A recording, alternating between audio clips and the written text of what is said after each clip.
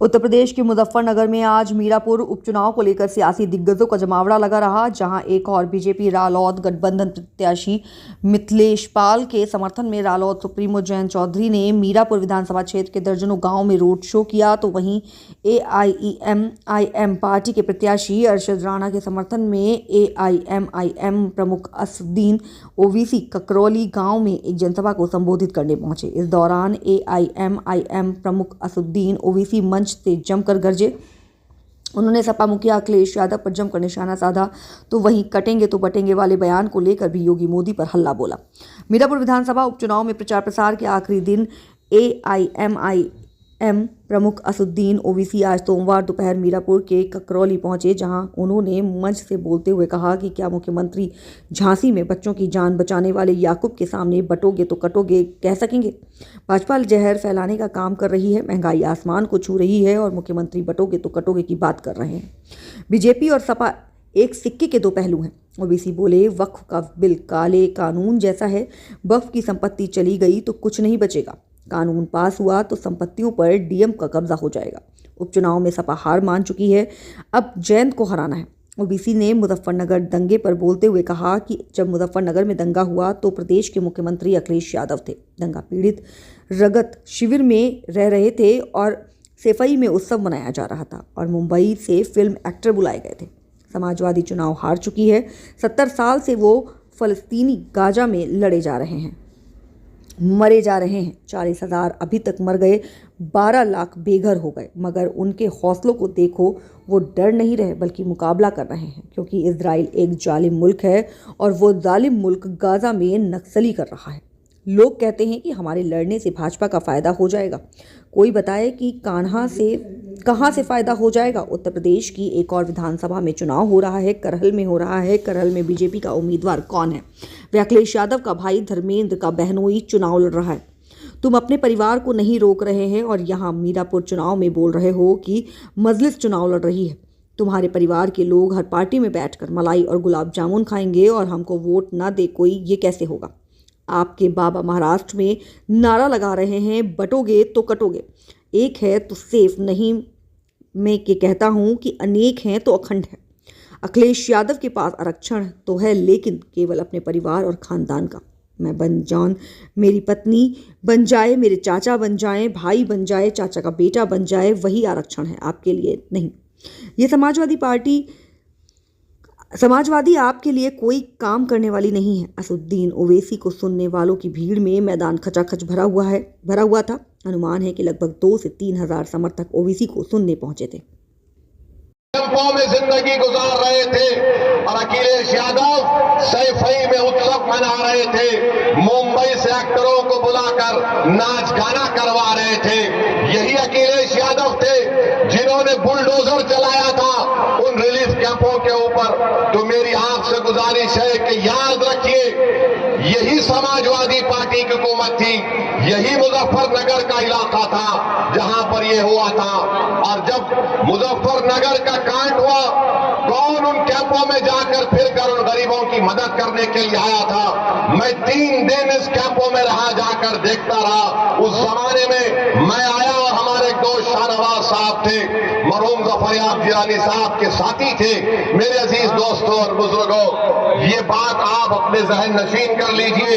20 तारीख के दिन अपने के कोर्ट का इस्तेमाल करिए और फिर इस विधायक यहां पर ककरौली गांव में हम पुलिस से भी गुजारिश करेंगे, आप देखते ही हमको चालान मार देते हैं।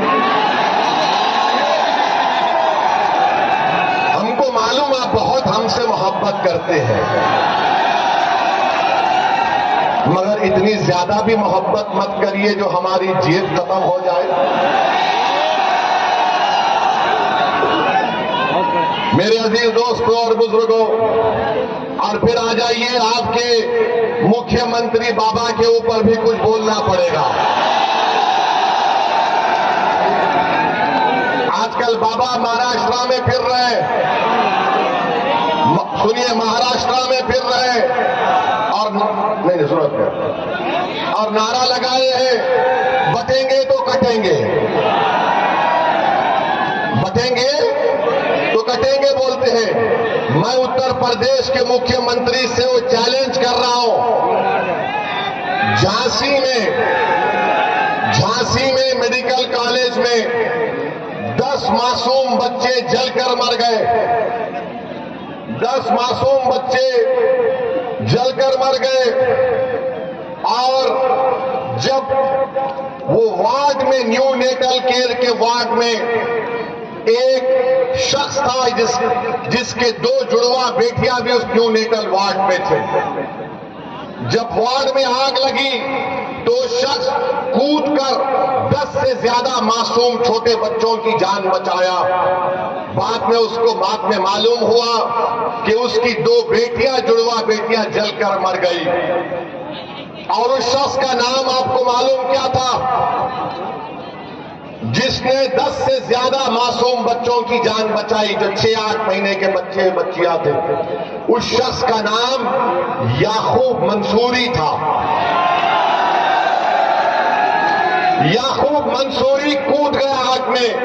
ये नहीं देखा मुख्यमंत्री बाबा योगी आदित्यनाथ, नरेंद्र मोदी, देखो याकूब मंसूरी आग में कूदकर ये नहीं देखा कि किस समुदाय, किस मजहब के मानने वालों के बच्चे हैं। वो ये देखा कि बच्चे जल रहे हैं और कूद गया। ये अल्लाह को कुछ और ही मंजूर था, वो अपनी 2 मासूम जुड़वा बच्चियों को नहीं बचा सका। मैं योगी आदित्यनाथ को चैलेंज कर रहा हूं, क्या तुम याकूब मंसूरी को बुलाकर उसके सामने बोल सकोगे बटोगे तो कटोगे? बोलोगे आदित्यनाथ, क्या तुम बोल सकोगे कि बटोगे कटोगे? याकूब मंसूरी को बोलो। क्या देश के प्रधानमंत्री याकूब मंसूरी को बुलाकर बोलेंगे एक है तो सेफ है? किसके लिए नारे लगाए जा रही है? किसके खिलाफ जहर फैलाया जा रहा है बीजेपी की तरफ से? ये सब के सब भाजपा के लोग एक समुदाय के खिलाफ नफरत पैदा करने का काम कर रहे हैं। याद रखो मोदी, योगी आदित्यनाथ, देश रहेगा, आप और हम खत्म हो जाएंगे, देश बाकी रहेगा। और इस देश की ताकत यहाँ की भाईचारगी और मोहब्बत है। अगर आप नफरत खोलेंगे एक समुदाय के खिलाफ, आपको सियासी फायदा तो हो सकता है वक्तिया तौर पर, मगर क्या इससे देश मजबूत होगा? बटेंगे और कटेंगे का मतलब क्या है बताओ हमको? अरे बांग्लादेश में जो हुआ, तुम शेख हसीना को क्यों रखे भारत में बुलाकर? उसको भी भगा देते। बांग्लादेश से भाग कर शेख हसीना आ गई। मोदी जी बोले आ जाओ मेरी बहन, यहां पर रह जाओ। और हमको योगी बोल रहे बटेंगे तो कटेंगे। मेरे अजीज दोस्तों और बुजुर्गों, ये बीजेपी के मंसूबे हैं। इस तरह की वाहियात बातें करते हैं। भारत के प्रधानमंत्री क्या कहते हैं? एक है तो सेफ है। 10 साल से सेफ नहीं थे क्या मोदी जी? 10 साल से देश सेफ नहीं था क्या? अरे मैं इसका जवाब ये दिया हूं, अनेक है तो अखंड है भारत में। एक है तो सेफ को नहीं मानते, अनेक है तो अखंड है। इस देश में अंसारी भी है, कुरैशी भी है, जोजा भी है, सैफी भी है, दलित भी है, बैकवर्ड क्लास भी है, अपर कास्ट भी है, ठाकुर भी है, ब्राह्मण भी है, मराठा है। इस देश की ताकत तो यही है मोदी जी, मगर आरएसएस की कोशिश एक ही है। इसीलिए मोदी जो कह रहे ना कि एक है तो सेफ है, हम कह रहे अनेक है तो अखंड है। मेरे अजीज दोस्तों और बुजुर्गों, क्या अच्छा ये भी है नहीं, इसमें लिखकर मुझे दिया गया है कि 2012 के चुनाव के मैनिफेस्टो में अखिलेश यादव ने 18%। अखिलेश यादव के पास रिजर्वेशन है, किसका है? खाली अपने खानदान और परिवार का। मैं बन जाऊं, मेरी वाइफ बन जाए, मेरा भाई बन जाए, चाचा का बेटा बन जाए, वही रिजर्वेशन है। आरक्षण खाली उनके परिवार के लिए, आपके लिए नहीं है। आपको गलतफहमी है। ये समाजवादी कभी भी आपका कोई काम करने वाली नहीं है, मगर आप ये समझते हैं कि क्या करें, मजबूरी है। अरे अब तो मजबूरी नहीं है ना, ये तो पार्लियामेंट का चुनाव नहीं है। आप यहां पर मुत्तहदा अपने वोट का इस्तेमाल करिए, अरशद राना को कामयाब करिए, तो भैया का दिमाग भी ठिकाने लग जाएगा पूरी तरीके से दिमाग ठिकाने लग जाएगा। इनको मालूम होना चाहिए, याद रखिए मैं कब तक जिंदा रहूंगा, आप कब तक जिंदा रहेंगे नहीं मालूम, मगर अगर आप अपने वोट से अपनी लीडरशिप को पैदा करेंगे तो आपके वोट की कीमत बढ़ेगी, आपके वोट की अहमियत बढ़ेगी, आपकी जिंदगी की अहमियत बढ़ेगी। आपके इन बेरोजगार नौजवान बच्चों का मुस्तकबिल के बारे में सोचने पर मजबूर हो जाएंगे। इबादत गाहों की हिफाजत होगी, मगर आप वोट डालते रहेंगे तो इनको मालूम कि सिर्फ डराओ इन लोगों को, ये डर कर वोट दे देंगे। असदुद्दीन ओवैसी आज ककरौली मीरापुर विधानसभा में आकर कह रहा है कि अरशद राणा को डर की बुनियाद पर नहीं, उम्मीद की बुनियाद पर बटन दबाइए। डरने की जरूरत नहीं है मेरे भाई, मौत एक मर्तबा आती है, दो मर्तबा नहीं आएगी मौत। हर कोई जो इस दुनिया में आएगा जाएगा, चाहे वो प्रधानमंत्री हो या मुख्यमंत्री हो या ओवैसी हो, सबको जाना है इस दुनिया से। मगर जब जाएंगे तो हम अपनी विरासत में क्या छोड़कर जाएंगे? क्या हम अपनी विरासत में जायदाद को छोड़कर जाएंगे, खेत को छोड़कर जाएंगे, बैंक बैलेंस छोड़कर जाएंगे? हम अपनी विरासत में अपने नेक अमाल छोड़ेंगे, नेक औलाद छोड़ेंगे और सियासी शऊर छोड़ेंगे, मिल्लत का इत्तेहाद छोड़ेंगे, अपने नुमाइंदों को लीडरशिप बनाकर छोड़ के जाएंगे। ये विरासत आपको याद रखना है। तो मेरे अजीज दोस्तों और बुजुर्गों, आपको डरने और घबराने की जरूरत नहीं है। 20 तारीख के दिन आप लोग अपने घर से निकलकर अपना एक वोट का इस्तेमाल करिए। महंगाई आसमान को छू रही है, मामूली चीजें खरीद कर नहीं खा सकता, मगर योगी बोलते हैं बटेंगे तो कटेंगे, प्रधानमंत्री बोलते हैं एक है तो सेफ है, कोई कहता है धर्म युद्ध है, कोई कहता है वोट जिहाद है। अब ये वोट जिहाद कहां से आ गया मुझे नहीं मालूम, लव जिहाद कहां से आ गया नहीं मालूम, और हम मोदी को और योगी को बोल रहे हैं। अब तुम अपनी जबान से बुलडोजर का तो नाम लेके बताओ, बोलो बुलडोजर के बारे में योगी और मोदी नहीं बोलेंगे, क्योंकि सुप्रीम कोर्ट ने कह दिया कि जिस प्रदेश में, जिस भारत के हिस्से में बुलडोजर इस्तेमाल होता है वो अनकॉन्स्टिट्यूशनल है, वो वहां की स्थिति को दिखाता है कि क्या वहां के हालात है। सुप्रीम कोर्ट ने यह भी कह दिया कि अगर कोई गवर्नमेंट का अधिकारी बुलडोजर लेकर आएगा तो सुप्रीम कोर्ट ने कहा कि वो हमारे अहकामात का उल्लंघन कर रहा है, उसकी नौकरी चले जाएगी। तो बाबा तुम्हारा बुलडोजर चला गया, तुम बुलडोजर लेकर आएंगे, सुप्रीम कोर्ट में कंटेम्प्ट की नोटिस देगा, 15 दिन का टाइम देना पड़ेगा। 15 दिन के टाइम से पहले बुलाकर बात करना पड़ेगा, रिकॉर्ड करना पड़ेगा, उसकी सुनवाई करना पड़ेगा। कितने गरीबों के घर को बुलडोजर से तोड़ दिया गया। सुप्रीम कोर्ट ने कहा कि क्या ये नजारा अच्छा है कि लोग अपने घर को जब बनाते हैं, अपनी जिंदगी की खून पसीने की कमाई से बनाते हैं, लोग बेघर हो जाते हैं, आसमान के नीचे खड़े रह जाते हैं। अरे कितना जुल्म इन लोगों ने किया।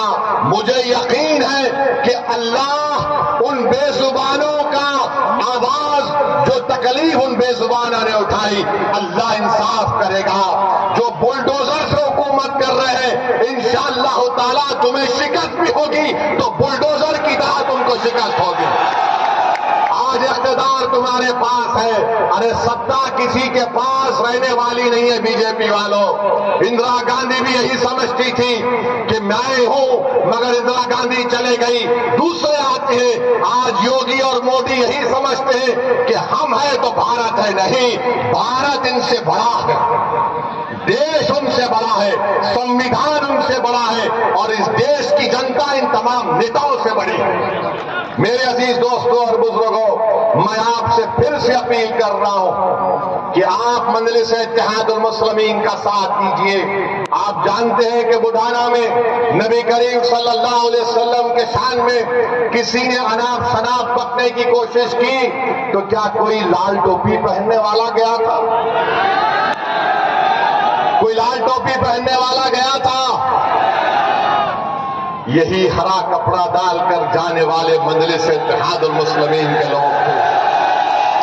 हमारे 19 लोग जेल को गए, मगर हम जब जेल को जाते हैं तो हम बोलते हैं कि ससुराल में गए हैं। और ये तो हजरत यूसुफ अलैहिस्सलाम की सुन्नत भी है। बड़े बड़े लोग जेल को गए और जब जेल से निकले तो बड़े नेता बने, मगर भैया जेल को नहीं जाते। आजम खान जेल को चले गए, अब्दुल्ला जेल को चले गए, मगर भैया नहीं जाएंगे। भैया के बारे में बोलेंगे रे दरी बिछाओ जवानी कुर्बान।